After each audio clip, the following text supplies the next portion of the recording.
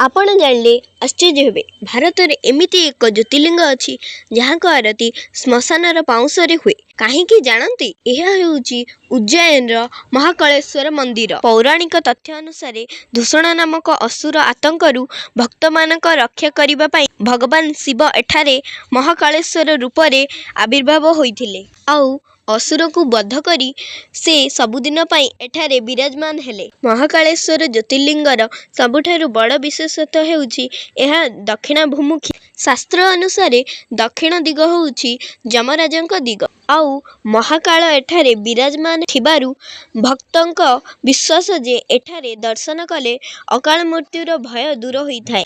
ଏହି ମନ୍ଦିରର ସବୁଠାରୁ ପ୍ରସିଦ୍ଧ ପରମ୍ପରା ହେଉଛି ଭସ୍ମ ଆଳତି।